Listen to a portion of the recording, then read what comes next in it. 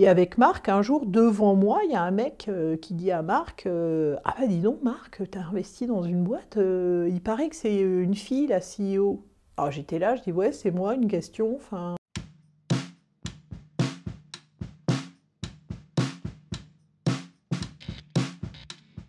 Quand j'ai commencé, quand j'avais 20-25 ans, j'ai pas ressenti de problème ou de frein à être une fille. Alors, j'étais élevée dans un environnement assez militant, féministe. Hein, ma mère a toujours été féministe. Et pour moi, la génération de ma mère avait fait le job.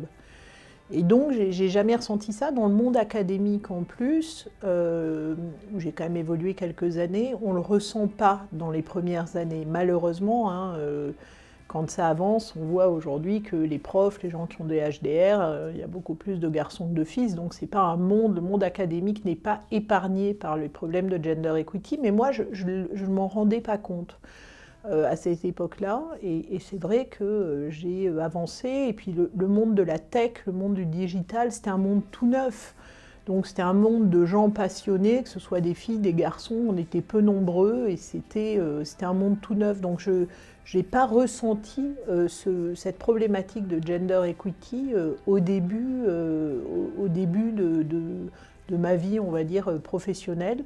Je m'en suis rendu compte après, et c'est évidemment un sujet pour lequel je me bats énormément parce que c'est un énorme problème.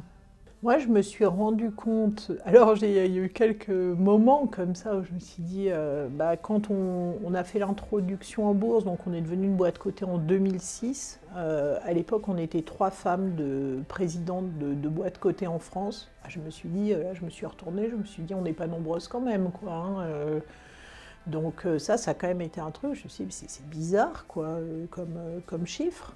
Je me souviens d'un meeting où un mec qui est sûrement pas méchant dans le fond, mais qui m'a dit « Ah bah quand même, pour quelqu'un qui n'a pas fait X et qui est une fille en plus, c'est pas mal ce que vous faites. » Je me suis dit « Alors attends 2 petites minutes, non j'ai pas fait X, je m'excuse, bon j'ai fait d'autres trucs. » Et effectivement, je suis une fille, c'est un constat. Donc ça, je me suis dit, tiens, c'est marrant que ce mec s'autorise à me dire ça déjà. Bon, était-ce une preuve d'intelligence? On peut se poser la question. On a fait pas mal avec Marc, donc Marc Simoncini, hein, c'est lui, ça a été notre premier investisseur, notre business angel. Moi, j'ai jamais eu de private equity chez nous. On a eu Marc qui a été business angel, et après on a fait une IPO. Et avec Marc, un jour, devant moi, il y a un mec qui dit à Marc ah bah dis donc Marc, t'as investi dans une boîte, il paraît que c'est une fille, la CEO.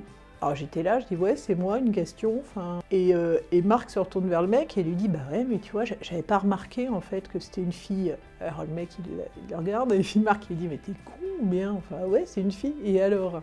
Et là, je me suis dit, en fait, j'avais été entourée de gens comme Marc, par exemple, ou comme d'autres, qui n'avaient pas de point là-dessus, alors qu'il y avait quand même encore pas mal de gens qui avaient un point.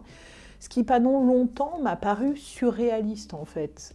Donc j'ai eu du mal à le refixer dans une réalité et à me dire que bah ouais, c'était quand même encore un combat et qu'on n'avait pas fini le job et qu'il fallait s'y remettre et qu'il fallait mettre de l'énergie là-dessus, ouais, clairement.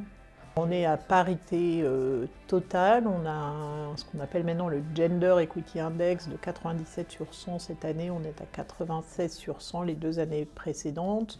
On est la première boîte française à avoir le label WeConnect, hein, qui est un label sur la diversité, le Gender Equity, un label américain. Donc on est la première boîte française à l'avoir. Numberly, c'est une boîte Gender Equity by design. Hein. On est 2, une fille, un garçon. Honnêtement, on ne s'est jamais posé la question.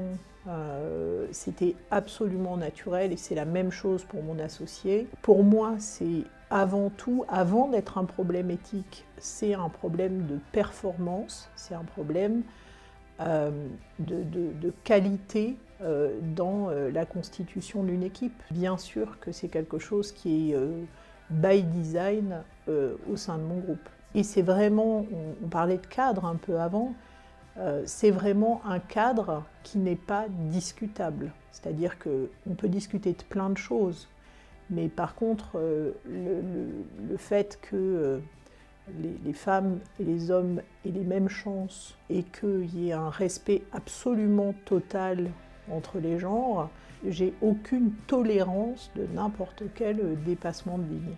J'ai peu d'humour sur ce sujet en fait. Effectivement, le monde de la tech, pourtant on peut se dire c'est un monde récent, donc ça devrait être un monde où naturellement le gender equity est un problème dérésolu. Tu te dis, bon, dans la Syrie, les pauvres, ils ont 100 ans de legacy, c'est plus dur, tout ça, mais dans le monde de la tech, c'est un monde qui a 20 ans, hein. Google, ça a 20 ans. Donc tu te dis, bah, ça devrait être réglé. C'est pas du tout le cas. C'est pas du tout le cas pour plein de raisons, mais une raison, c'est effectivement que dans les formations, on a moins de femmes dès le départ. Pourquoi? Pour plein de raisons culturelles, sociétales, pour plein de raisons de projection dans des rôles modèles, pour plein de raisons de pression de l'environnement aussi. Chez nous, on participe à la fois à l'intérieur du groupe, pour avoir un impact sur ces problématiques de gender equity, et puis aussi à l'extérieur. Par exemple, on accompagne des jeunes filles dès la 6e pour leur montrer ce qu'est le monde de la tech, pour les accompagner dans ce chemin-là et les désinhiber, parce que là encore, on a beaucoup de problématiques d'inhibition. C'est pour ça qu'on a besoin de rôle modèles. Alors au sein de Numberly, on a plein de femmes qui sont des rôles modèles sur la tech, avec des jobs qui sont très inspirants pour des plus jeunes. C'est un long chemin et il faut commencer dès 6e, 5e pour avoir un impact dans une dizaine d'années. Donc on n'est pas au bout, mais c'est pas parce que c'est dur qu'il ne faut pas le faire.